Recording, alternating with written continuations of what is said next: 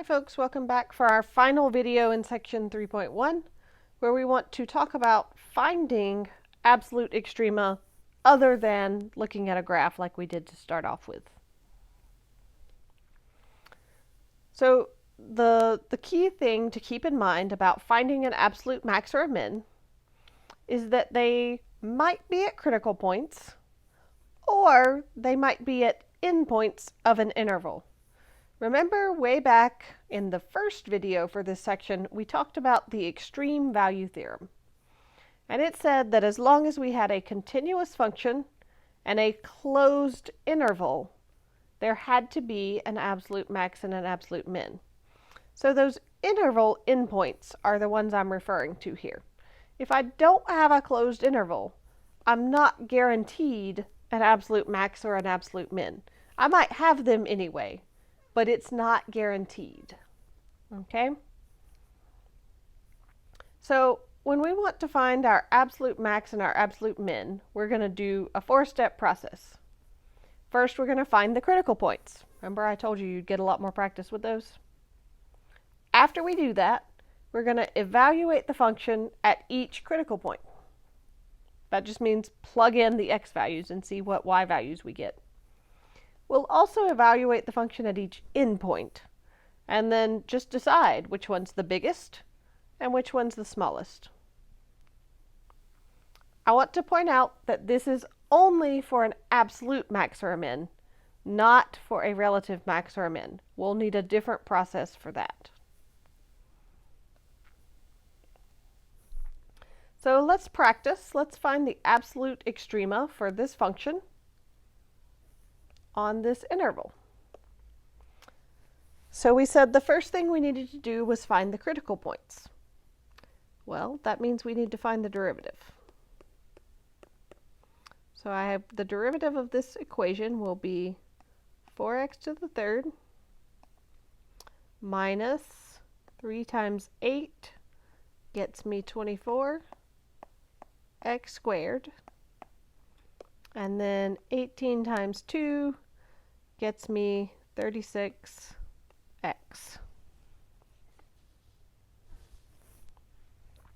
And so then I do my usual business of finding critical points, where I first want to solve this equation equal to 0. And I notice that we've got some things in common, namely that they all have a 4x in common. So I'm going to factor that out and then see what's left. So I would be left with x squared minus 6x plus 9. So that's 4x times, let's see, two numbers that multiply to 9 but add to negative 6. That would be, I need x minus 3 and another x minus 3. And so then I have two equations that I need to solve. It might be the case that 4x equaled 0, or it might be the case that x minus 3 equals 0. If this third term was a different term, I would need to solve that equation equal to 0 also, but I don't need to solve x minus 3 equals 0 twice, because I'll just get the same solution twice, so that's a waste of work. So over here, I'm going to divide both sides by 4, and I get x equals 0. For this other one, I'm going to add 3 on both sides, and so I get x equals 3. So there's two critical points. I would have to ask the question, is there anywhere that my derivative doesn't exist? But there's not, so I say no. There are no more critical points. So now that I've found my derivative and I've found my critical points, I'm ready to keep going. The next step was that we were going to evaluate the function at the critical points. So I'm going to plug in 0, and I'm going to plug in 3. So I'll write out what the 0 one is, and then the rest of them will follow the same process. It's not 0 squared. It's 0 to the 4th minus 8 times 0 to the 3rd plus 18 times 0 squared, and lo and behold, that's just 0. When I plug in 3, I get 27. You could use a Desmos table to do this, by the way, if you wanted to. So now I've plugged in my two critical points. When I plugged in 0, I got 0. When I plugged in 3, I got 27. Very important that I'm plugging these back into the original equation. If you plug them back into the derivative, y'all, you're going to get 0. That was how we found these points, was by making the derivative equal to 0. I also need to plug in my endpoints. So I need to find f of -1 and f of 5, because those are the endpoints of my interval. So when I do that, f of -1 gives me 27, and f of 5 gives me 75. So what that means is I've got a maximum, an absolute maximum,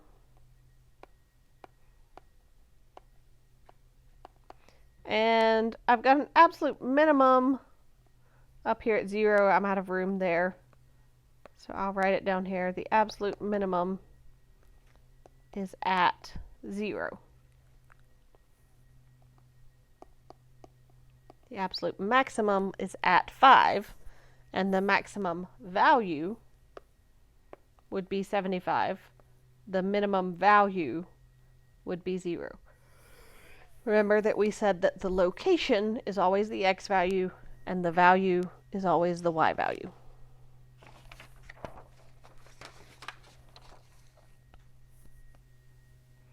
All right, what about this one? We want to find the absolute extrema for this function on the interval 0 to 3. So let's see. If I want to find absolute extrema, first I need to find critical points. And in order to find critical points, I need to find the derivative. Well, the derivative for this requires a quotient rule. So I'm going to have to do u is 3x minus 1. And v is 2x plus 7, and so u prime is 3, v prime is 2, and then I put all of that together. So the quotient rule says u prime times v, so 3 times 2x plus 7, minus, I want to do u times v prime.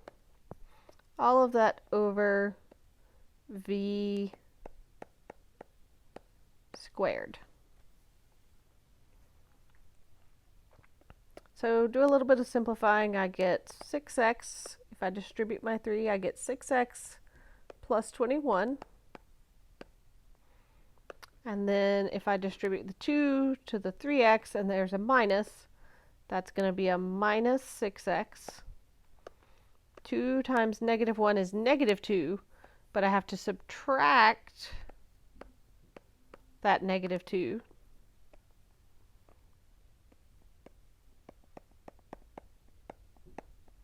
Let's get a blank page here before I run out of room.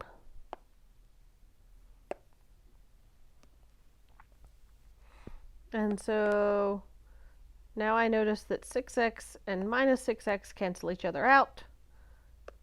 21 minus -2 makes 23 over 2x plus 7 squared. So we found our derivative, and in order to find critical points, we need to do two things. We need to set our derivative equal to 0 and see what we get.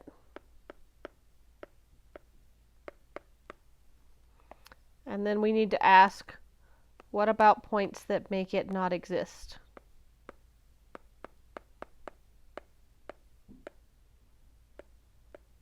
Whoops, let me try that again.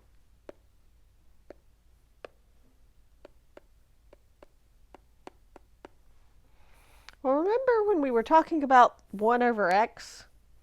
We said that the only way a fraction will ever equal 0 is if the numerator equals 0. And this numerator does not equal 0. So this one has no solution. Another way to see that would be to multiply both sides by 2x plus 7 squared, and you'll get 23 equals 0. But it definitely has some points where it doesn't exist. There would be some points that would make our denominator equal 0. So what would make 2x plus 7 become 0? Well, if I subtract 7 on both sides, that would mean 2x equals negative 7. So I divide by 2, and now I have x equals negative 7 over 2. But something seems a little strange about that. X equals negative 7 over 2. If I try to go plug that back into my original equation, I realize that it gives me a 0 in my denominator. Okay? So this is one of those points where we say this is not a critical point because it's not in the domain of the function. So I have no critical points for this function. Well, that's okay. So that means that there's no reason to plug in critical points to the function because I don't have any. So instead, what I'm going to do is just the endpoints. So the endpoints were 0 and 3. When I plug in 0 to this function, I come up with a negative 1/7. When I plug in 3, I come up with 8 over 13. And so that means that the negative 1/7, that must be our absolute minimum because it's the smallest y value that I have. And at 3, I have an absolute max with value 8 over 13 because that's the largest y value that I have. In this case, that's all there is to it. There's just those 2 points. And so one must be the minimum and one must be the maximum because there were no critical points to talk about in the middle.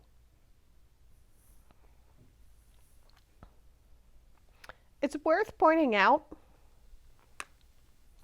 that I carefully chose this interval so that the vertical asymptote for this function wasn't inside the interval. If I had let the vertical asymptote get inside the interval, then my graph would not really have been on the whole closed interval anymore because of the asymptote. So we have to watch out if there's an asymptote in our interval. It's not really like a closed interval, and we might have a situation where we don't have a max or a min. But for this one we do. It's just that it's at the endpoints because there's no critical points. We're going to do one more. That's a trig function. Everybody's favorite kind of equations to solve. So we want to do the same thing. Find the absolute extrema for this cosine x squared on the interval from -2 to 2. So the first thing we have to do is find the derivative. And pretty quickly we realize that we've got an inside and an outside. So we say, okay, wait a minute, let's go do that.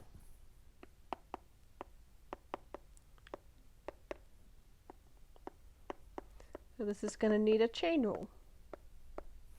So on the inside I have u of x is x squared.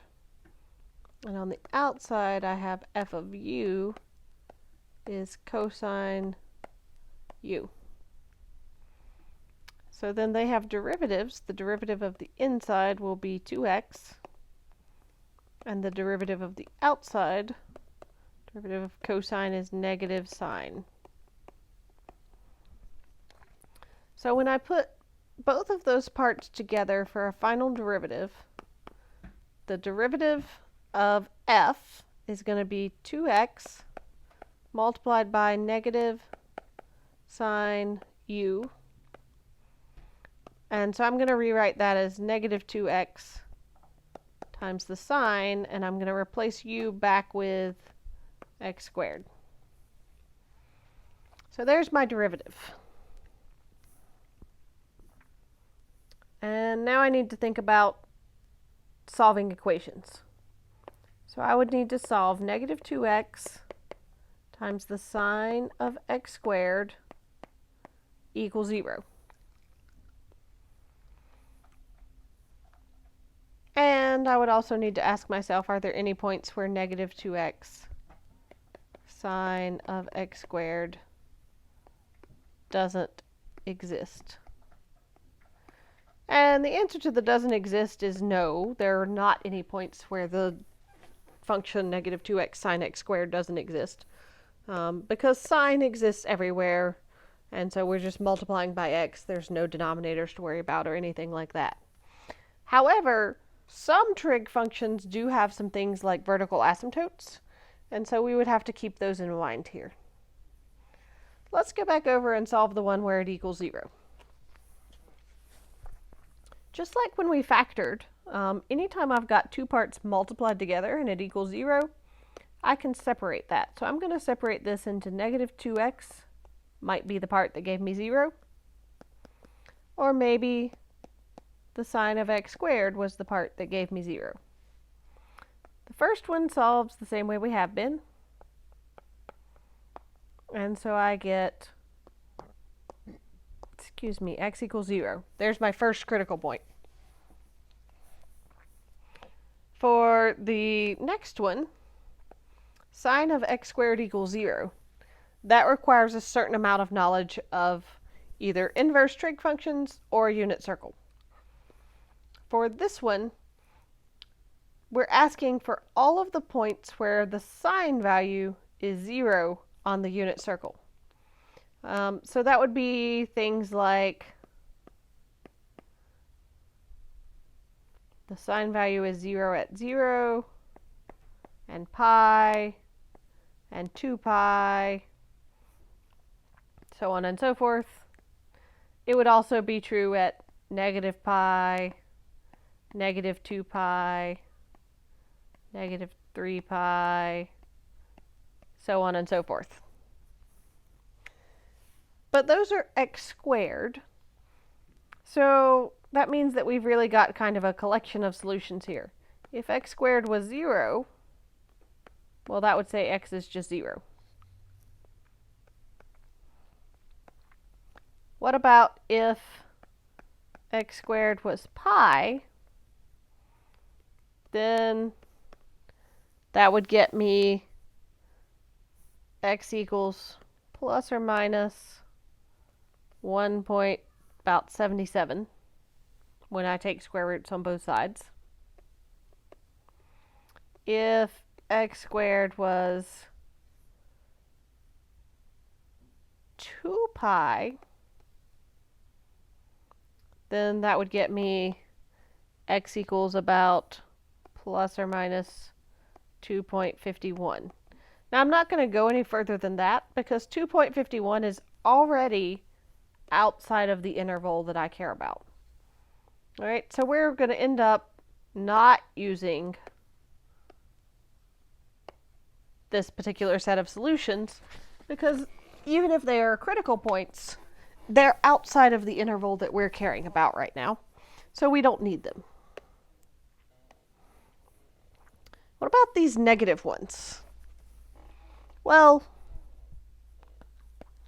if x squared equaled negative pi, then I'm going to have a problem because I'm going to be taking square roots of negative numbers. And so at least in real numbers, this has no real solution. It has some complex solutions, but no real solutions. So we're going to not need to use these negative trig numbers because they have no real solution in terms of critical points. So let's see if we can summarize all of our critical points that we've found now.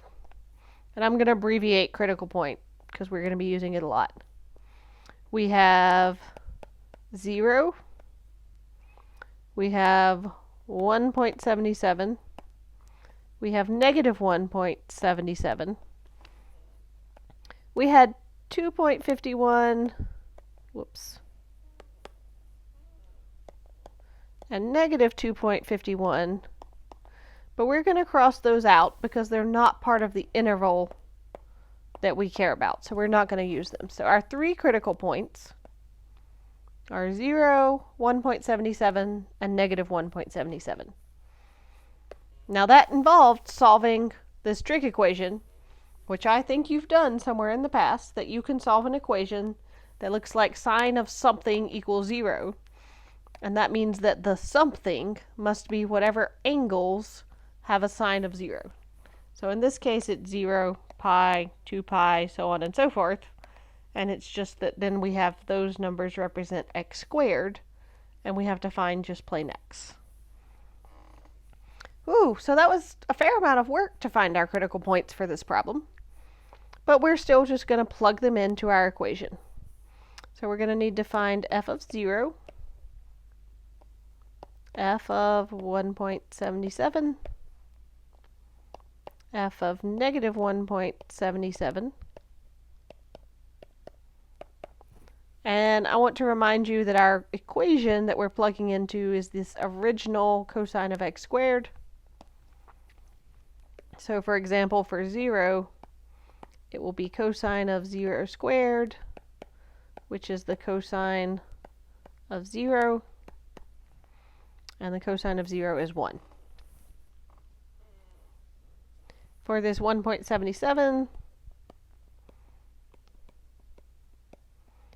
we got that by taking square roots of pi. So when I lost a squared. When I square 1.77, I'm going to get the cosine of pi, which is negative 1. And then when I square negative 1.77, that's going to be the cosine of pi again, and that's negative 1. Okay, so far so good. We also need to check our endpoints, so negative 2 and positive 2. So when I plug in negative 2, I'm going to be doing the cosine of negative 2 squared. So that's the cosine of 4. And when I plug that into my calculator, because 4 is absolutely not a unit circle value, then I come up with about negative 0.65. And similarly for 2.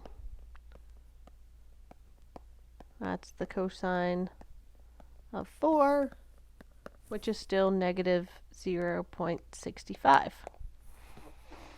So out of these options, our biggest number is this 1, and our smallest number is kind of a tie. It's these two negative ones. So what does that mean about our maxes and mins? Well, it means our absolute max is at x equals 0, and our maximum value is 1. For an absolute min, this is one of those strange ones that actually happens at 2 places. So it happened at plus and minus 1.77. But its value was the same both places. Its value was negative 1. So I know that this was a much more difficult equation to solve to find our critical points. But the process was the same, and this is something that you can go back and review from your pre-calculus class or whatever classes you may have had in the past. With that said, we still plugged in our critical points once we'd found them. We plugged in our endpoints, and we discovered that our maximum this time only happened at critical points. That's perfectly okay. That wraps up section 3.1 about finding extrema, finding these extreme values. But for the rest of chapter 3, we're going to continue working on how we can find relative maxes and mins from an equation rather than a graph.